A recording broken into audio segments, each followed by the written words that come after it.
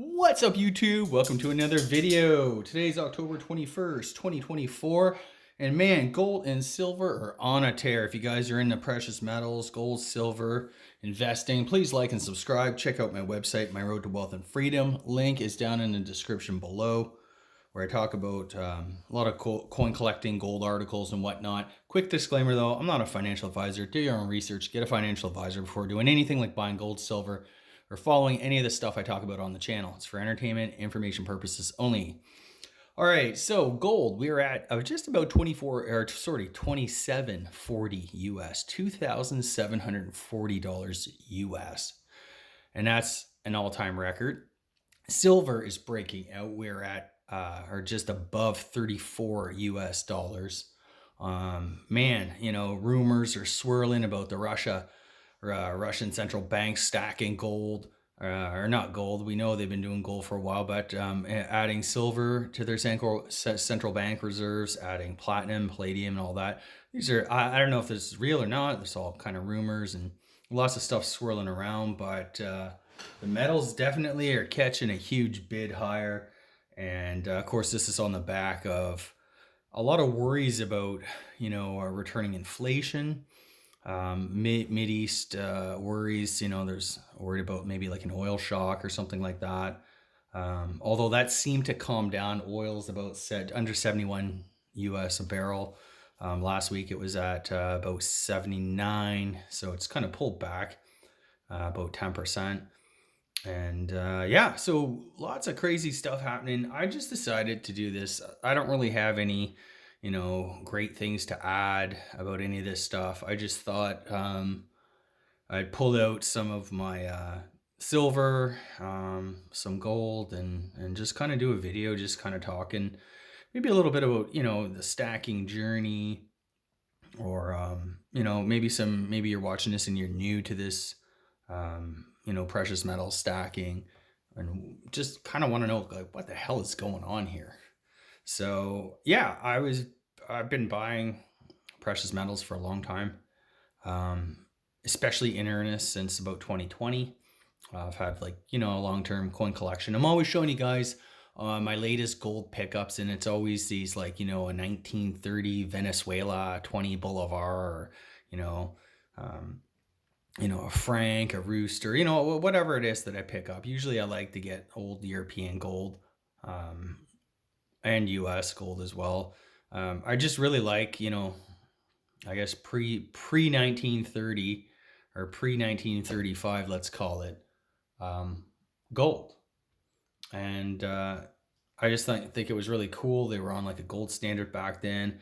I'm more like a coin collector, so I really appreciate the historical significance, as well as the value. And then, if you want to go really kind of dark, in situations where gold was actually confiscated from the public, they typically left kind of coin collections alone, and basically went after more or less like the stackers and stuff like that. So just, that's not to say that it can't be. I know ITM trading, they're always putting out, buy historical US gold coins and this and that. I'm not super convinced. Again, different times, different places. Gold was money actually back then. Now it's not. It trades freely, floats, or whatever. So anyway, to each his own. Just me personally, I like the old gold. In Canada, anything that's not fine gold, 24 karat, is taxable. So whenever I do purchase some of these gold coins, I do have to pay tax, which sucks.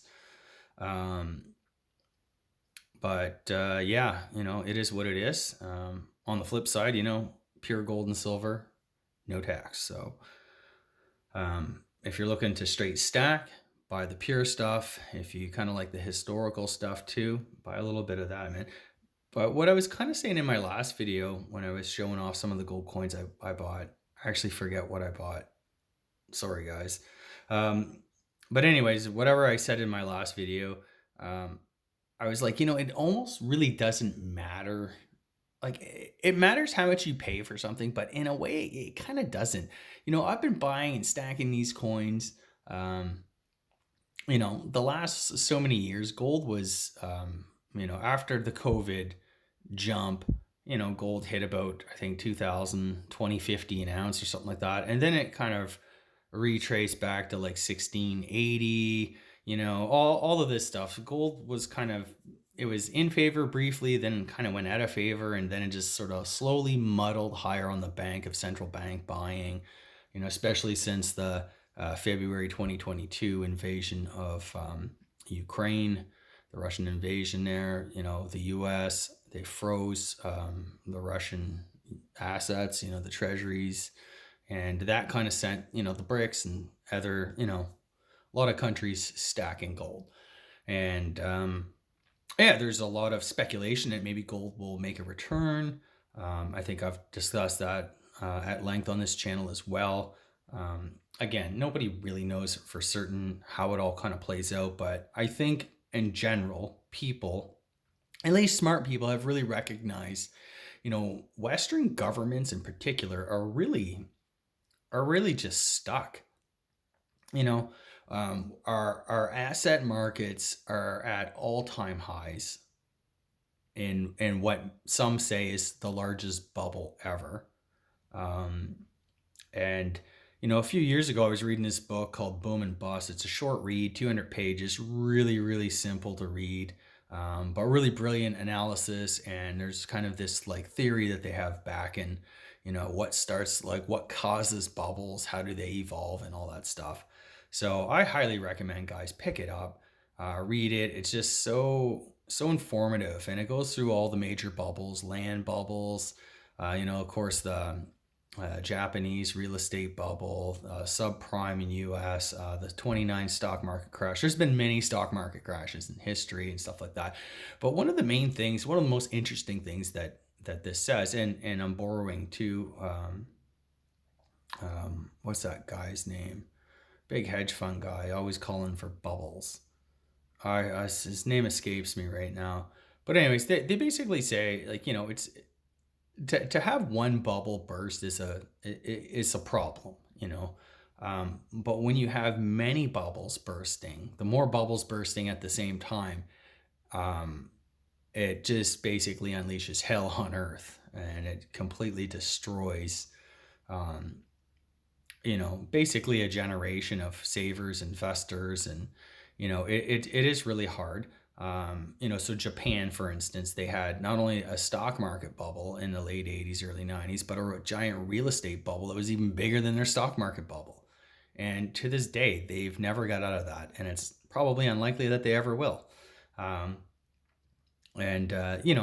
2000, we had the tech bubble burst. That didn't completely destroy, like the U.S. economy or anything like that, but it was sort of hard times, and they kind of, got us out of that with, inflating a real estate bubble. When that went bust, it caused some serious problems.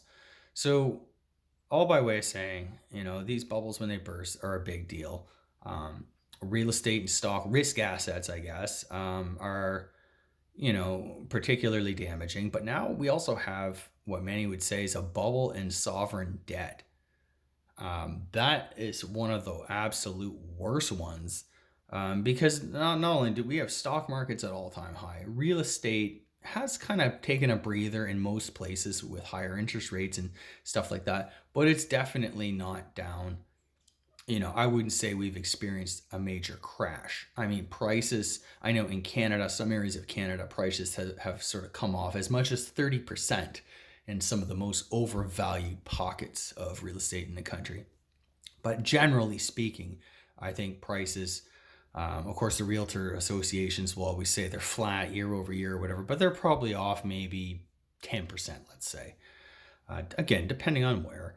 But we really haven't experienced really like any of that pain. So we have, bond, sovereign debt, and credit, and that could really go, make for bad times. On top of that, you layer on, we have a huge real estate bubble here in Canada and in much of the developed world. And then on top of that, you add in, a stock market. I know the Canadian stock market is at an all-time high right now. It's just, how is this really shaping up? Meanwhile, we have China, who is, stimulating lowering interest rates, fighting outright deflation. They had a real estate bubble and it burst, and it's doing significant damage. Their stock market, it popped in recent weeks, but it's still way lower than it was, 15, 20 years ago. Um, these things are highly damaging to people. It's anyone's guess where this is going to be. Ever since 2020, I feel like we've been on this kind of razor's edge of, is it deflation? Is it going to be inflation? And it's really been sort of a mixed bag depending on where you are, what has happened. Right now, it's clear that central banks are super afraid of deflation, and we may very well see some massive deflation. Inflation has come down. I know it's not the whatever the government says rate and stuff like that. We definitely feel it, but I also think that people may not know. Life is more expensive today than it was in 2019. Those prices aren't coming down. That inflation is baked into the cake at this point. Prices went up 30%, let's say, in the last 5 years, or some crazy number. That's in. It's not going back to 2019 unless we see a major sort of deflationary bust. And it's not impossible. I sort of have been waiting for this, massive deflationary, bust, because I like to buy things on sale. I like to buy, really, really high quality, dividend paying stocks that are on sale, that are on discount. Gold miners to, all sorts of different things. But like I would say primarily, I like to have my solid sort of passive income dividend portfolio. It's not all in mining stocks, it's not all, it's fairly diversified. I don't own any financials anymore though, because of a lot of the stuff I've been talking about. And in Canada, a big portion of our market is almost the lion's share. I think like it's not an equal a third, but typically they say like a third is financials, a third energy, a third, materials. Financials are a little bit more than a third. They make up kind of the lion's share. And a lot of those share prices have recovered from the fears of a housing bust, and I feel they're quite rich, richly priced in comparison to what I feel is probably coming down the pipe here. So yes, we may get a deflationary bust or something like that, but I also think in the past so many years we've seen governments do extraordinary things to avoid that outcome. Here in Canada, real estate should have crashed. It should be down 40% probably, or 50% or more. There should be, the headlines like we saw back in, 07, 08, 09 with the US housing bust, but none of that happened. And for a couple of reasons. Our banks have changed the rules. Maybe they're trying to rein those in now. I don't know. But, people, they really bent over backwards to let people stay in their homes. If you didn't make your mortgage payment, they would extend your amortization. Some amortizations have gone as long as 80 years. If you can't afford your payment, no problem. Pay what you can, and they'll just tack on whatever interest or whatever. Or I guess it would be pay what you were paying before. So if you're paying $2,000 a month, and your new mortgage rate with the increased interest rates is $3,000, well, you can still pay $2,000, and we'll just tack on that $1,000 that you didn't pay onto your mortgage outstanding principal balance and amortize that. That's how amortizations grew, basically. I didn't see that coming. I was wrong. I felt like, we're going to see a huge real estate crash. It's going to like completely pulverize investors. The investors are kind of the one area where I do feel they kind of taken it on the chin. They're getting the worst of both worlds. Tenants who don't pay, landlords can't afford their payments. The banks weren't helping them out. But I think for the average family, or whatever, if you couldn't afford your mortgage payment, that's what they would do. So I just think that is obviously a sign of things to come. Clearly, they had political backing to do that. And that's what I mean. Like, I don't think they're gonna let the system, kind of collapse, right? And it's not even collapse. Like, we can't even have a legit correction, which makes things really uninvestable. Because against the backdrop of all of this, let's maintain the system. Let's just kind of keep things the way they are. Is how the hell does a person try to get ahead now? Again, like, where do you invest today that's gonna, give you some sort of solid return other than making a bunch of tactical trades and stuff like that? I mean, that for average people, that's just not practical. Hell, man, that's not even practical for me. And I feel like I do have a lot of experience investing and, with a variety of different markets now, but I'm not like expert in this stuff. I don't, you know, especially with different asset classes, like, I just feel a lot of that you do almost need like professional, you need a fee advisor who's going to, do the tactical trades in the bond market and, maybe do some currency things, do some, in and out of certain hot sectors and stuff like that. Because for the average person, it's almost impossible, and things are constantly changing on a daily basis. And I think, you know, a lot of people who are sort of in the know. I think our stacking community here, are kind of in the know. It's like, how do you guys feel on it on the weekend? Because I feel at Friday's closed, I have no clue what Monday's open is really going to bring. A lot can happen in 2 days. Is Israel going to attack Iran and send oil through the roof? Are they going to do some sort of currency devaluation? Is there going to be some sort of announcement on a Sunday that, oh, hey, by the way, we're rescuing these banks? There's just so much stuff that can happen over a weekend, and it's deliberate. The banking holidays, they don't quite do that. Instead, they kind of just meet on the weekend and, get it all sorted out really, really quickly. And it gives a person who does not have access to overseas markets, or like, there's not much you can do. And that is, a big reason why I like the whole gold and silver, because I have no idea what's going to happen come Monday morning, especially now. Now, I don't want to sound like, conspiracy theorist, or, I don't want to sound like really crazy or anything like that, but it is kind of on my mind, like anything can happen at any time. And, I always say, like, I would not be surprised in the least if we wake up, Monday morning and find out that, here in Canada at least, our dollar's like significantly devalued. And, there's all kinds of stuff that can happen. Or even, I don't know if they would ever try to, like, not in Canada, but like, maybe the G7 might come and say, you know what, like, we're revaluing gold. Um, I don't see that as very likely at this point, but you never really know. And it really depends on circumstance, how bad the crisis is. There's all kinds of stuff like that. So that's a big reason why I sleep very well owning some precious metals. And they do have their ups and downs. Maybe you buy a bar of silver, and a month later it's down $100 or whatever.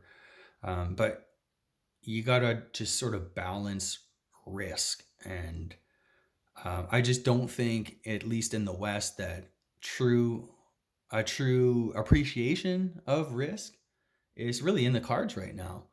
Um, a lot of again, I keep saying this.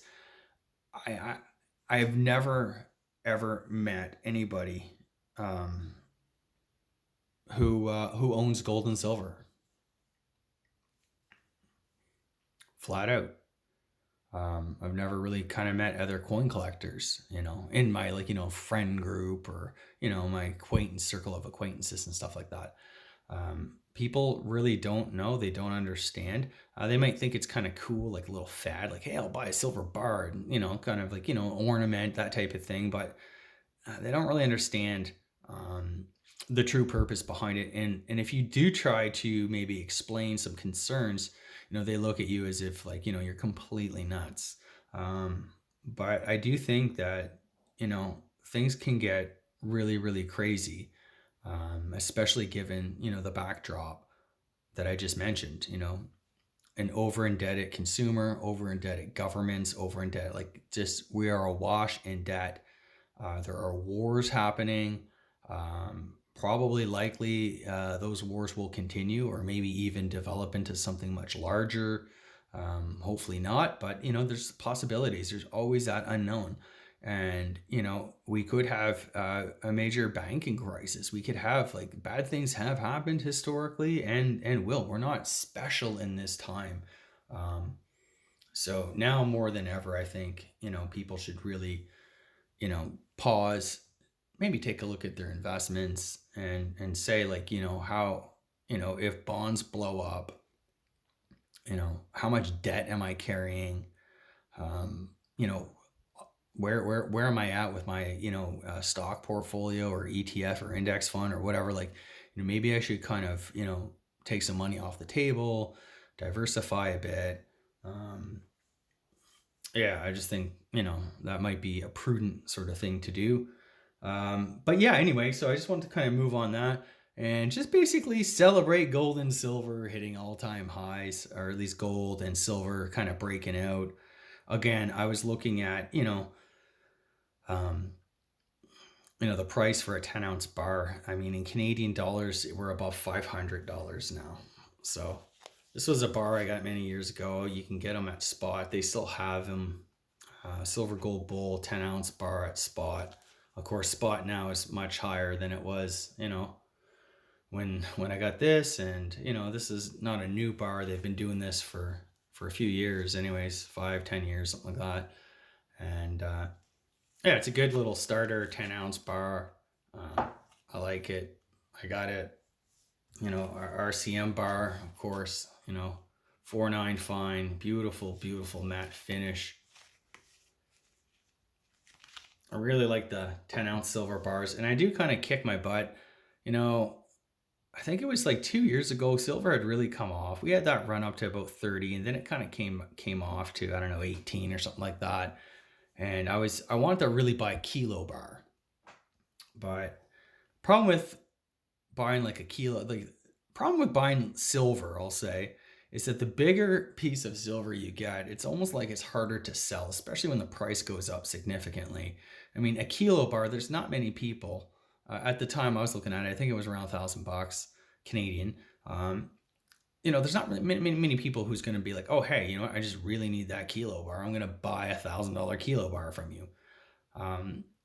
So you're basically stuck selling it back to, either your coin dealer, coin shop, or, something, a bank potentially, or, whatever. And you're probably not going to get, a really decent premium on it unless there's like a real silver scarcity or something like that, right? Which sort of may be developing. I'm seeing now a lot of them are giving you premiums. Like I saw, one dealer is giving you not premium, but, you're getting these, you'll get spot for these maple leafs with the bullion DNA. But if you don't have these, if you have the old ones, then you're probably going to get less than spot, right? Like that's the thing. I don't want to like sugarcoat this, guys. It's not like buy silver and everything's okay, because I feel a lot of the channels out there, a lot of the stacking, it's just you stack this shit and no matter what, you'll always be okay. And I think that gives people the wrong message. I'm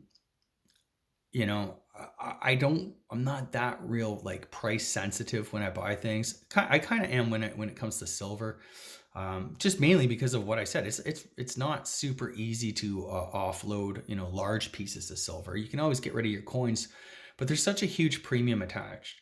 So I think spot silver in Canada, at least when I checked it last night, it's about, say, $46, and a coin is about 53. So you're paying that $7 of just premium. Okay.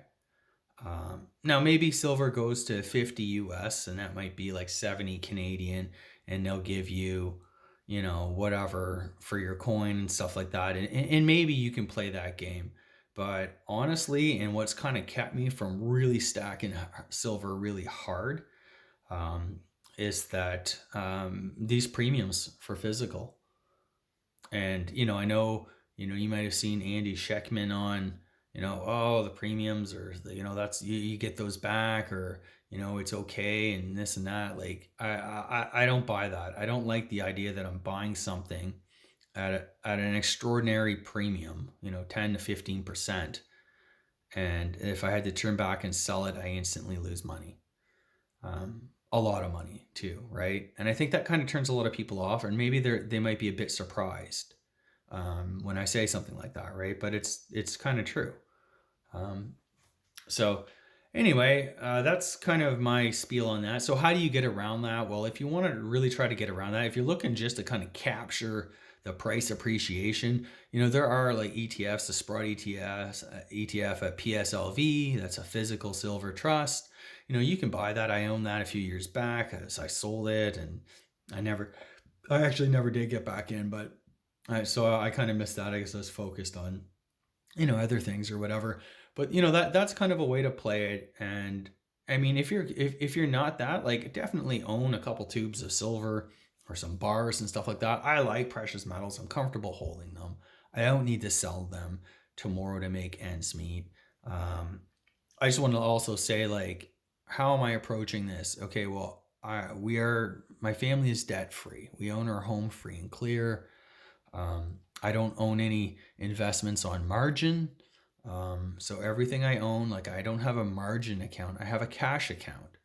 So if I lose money, that's fine. I'm not borrowing to invest just yet. Anyway, if they drop rates to zero and stuff like that, I'm not against using a little bit of leverage to kind of goose, your returns, that type of thing. That's fine and dandy. But right now, this is kind of where I'm at. I have a diversified, stock portfolio. Got a lot of dividend stocks. I also have a lot of cash. I have cash in money markets and stuff like that. Like, just kind of like waiting on the sidelines. I don't really know where this is going. You're getting, let's say 4 or 5% roughly to wait. And it kind of, keeps you in that, you know, live to fight another day. And it's not just me that's in cash. Warren Buffett is at record cash levels. Um, I saw an interview recently with like a Ted Oakley at Oxbow Advisors or whatever. He has good amount in short term cash. That's just prudent. Like, a lot of people, drink the Kool-Aid. Like, you may actually be right that gold's going to go to 20,000 an ounce. But if you're all in, and if it takes 5 years and you lose your job, you have too much debt, or all your investments kind of blow up in your face, like, you could run into some serious issues.